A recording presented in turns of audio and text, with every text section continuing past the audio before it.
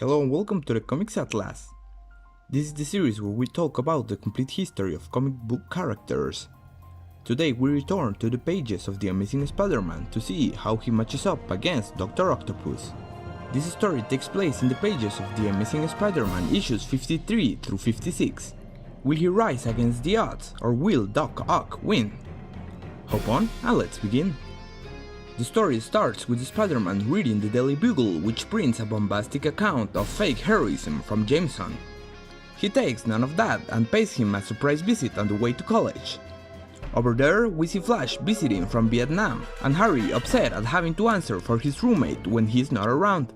In any case, our protagonist invites Gwen to a science expo later in the day. Little does he know it will all go wrong from there. Parker's spider sense warns him of a threat nearby. It's none other than the returning Dr. Octopus, who is coming to steal a nullifier against enemy missiles. Octavius makes a mess and drives the police away, which gives time for our man to become Spider-Man. After a lot of punches and webbing, Peter is able to stop Octopus from stealing the machine and plants a tracer on him for later. Cut to Doc Ock's hideout, where he complains of Webhead and reminiscence of his latest defeat against him. It was a cool story indeed, but as of now, the atomic scientist finds the tracer on him. Now at the coffee bean, Peter is glad Gwen isn't asking any questions about his disappearance and goes for a coffee with his friends. Aunt May and Anna Watson visit the place to inform our hero of their plans. They'll rent out another room in their house to make some extra money. That's an excuse for Peter to leave the place and walk the old ladies home before putting on his costume and going for Octopus.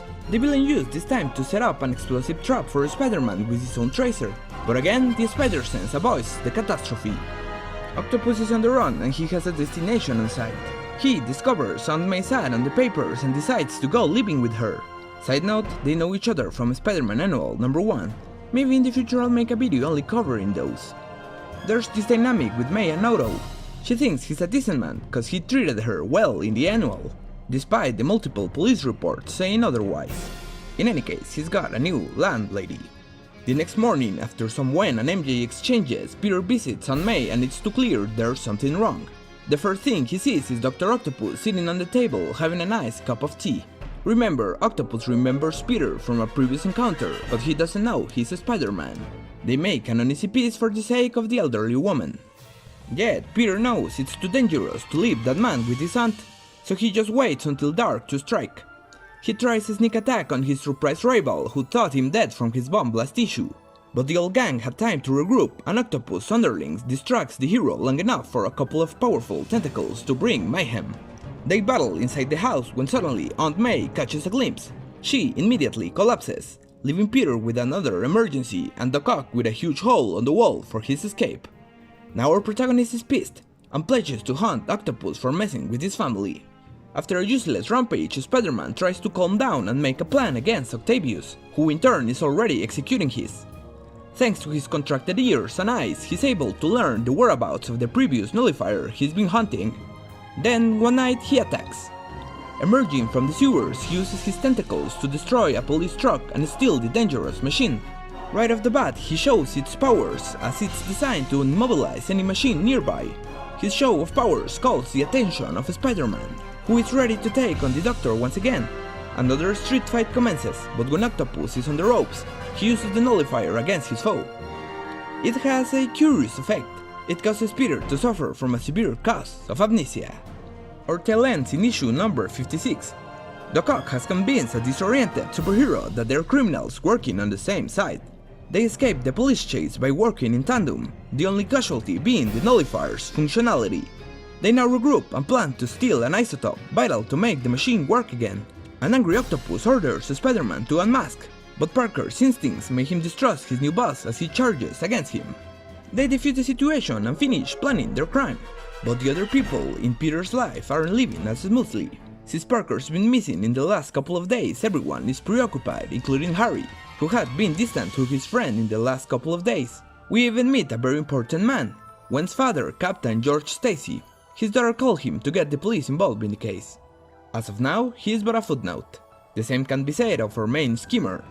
Spider-Man strikes the military base they're targeting and steals the isotope, but subconsciously leaves his map behind so the military can trace him back to Octopus. When he returns to his fake boss, Doc Ock calls him a nuisance and kicks him out of his gang. For the last time, battle. But this time they're interrupted by the freaking US Army, spearheaded by Colonel John Jameson. Octopus is outmatched by the soldiers and the nullifier itself. When he orders Spider-Man to intervene, Webhead only watches and escapes as the story ends with our hero still suffering from his amnesia. The return of Dr. Octopus was a nice tale, full of action between our protagonist and the villains. Apart from the usual doubts and Jonah nonsense, it's great to see Webhead fighting arguably his greatest enemy ever. Whatever Octopus said is simply gold, so cheesy yet so funny. While it doesn't advance the character forwards in any shape, it reestablishes him as a top-tier threat at any moment for Parker. On the other hand, I don't know what to think of other stuff like amnesia. It serves its purpose, but it's too cliché. Also, at this point I really don't care about the wacky interactions between Spidey's supporting cast. I mean, it's cool they're concerned, but just shut up. Especially you, whiny Harry. The exception will be the relationship between Doc Ock and Aunt May, which continues here. Good old senile May, still falling for the old tricks. The first appearance of George Stacy is also notable. When's that will be key for the next 3 years of publication of the Amazing Spider-Man. Just don't ask about his ultimate future. Yet. Anyway guys, that's it for today. Don't forget to leave your like, share and subscribe down below. You can also check out my other playlists on heroes such as Thor and Daredevil. This is the Comics Atlas, and I wish you all a nice existence.